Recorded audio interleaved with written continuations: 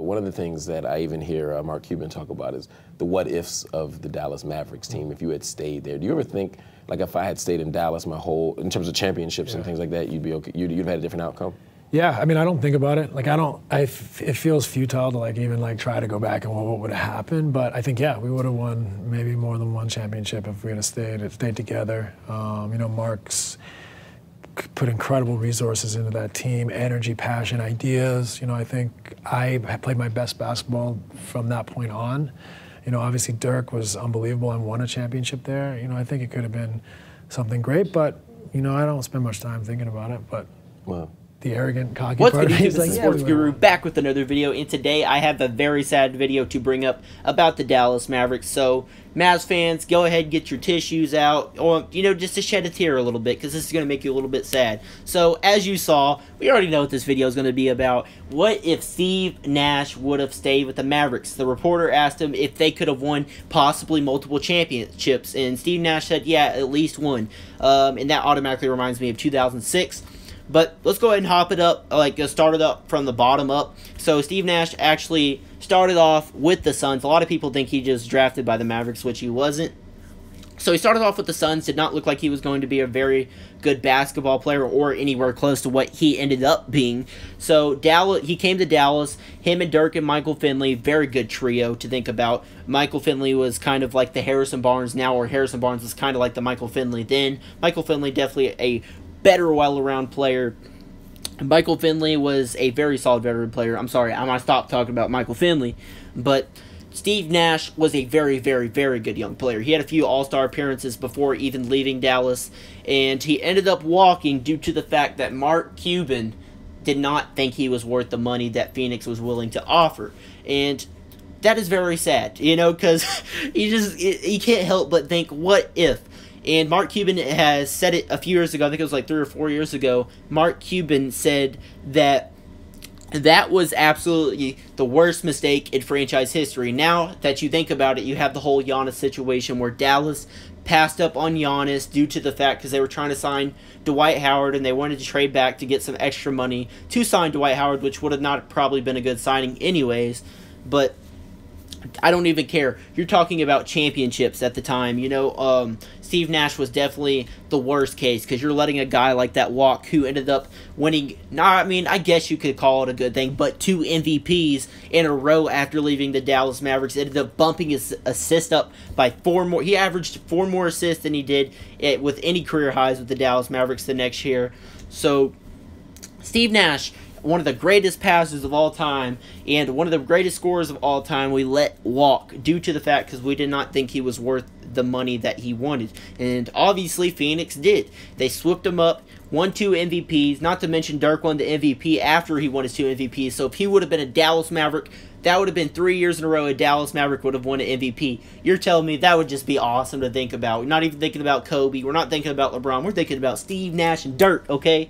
And in one of those years, I can't remember, either when Dirk won his MVP or Steve Nash won his last MVP, Steve Nash ended up beating the Dallas Mavericks in a series 4-2 in the playoffs. So if you're Steve Nash, you're just absolutely loving that. If you're a Dallas Mavericks fan, you're like, wow, really, really, Mark Cuban? We're doing that? You're just going to let him walk? We're going to let him walk?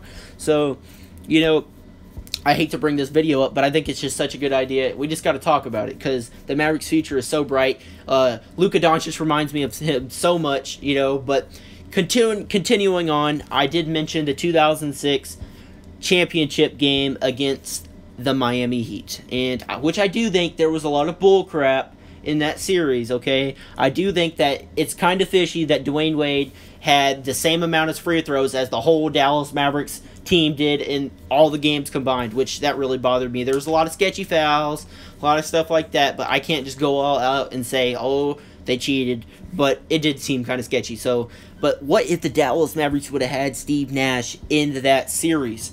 Dallas went up 2-0, but let's talk about their point guards at the time.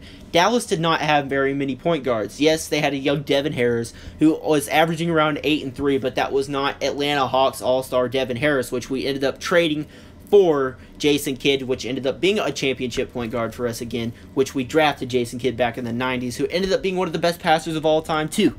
But at the time, we definitely could have used Steve Nash. We're talking about a guy who was averaging almost that he was quadrupling people's assists on our team combined, okay? Daryl Armstrong, who was pretty much at the end of his basketball life, he was been playing decades and decades and decades of basketball at that time. He was very old, was averaging around 2 or 3 points a game. Jason Terry was still around, of course. You know, what a great player he was, the Jet. He was always doing his thing, but it's really sad to think about, because if he would have been in that series, he would have made a huge difference. You're talking about a guy who would have completely transformed that series. He came off 2 MVPs with Dirk Nowitzki. I mean, come on, guys. You can't tell me things would have been different.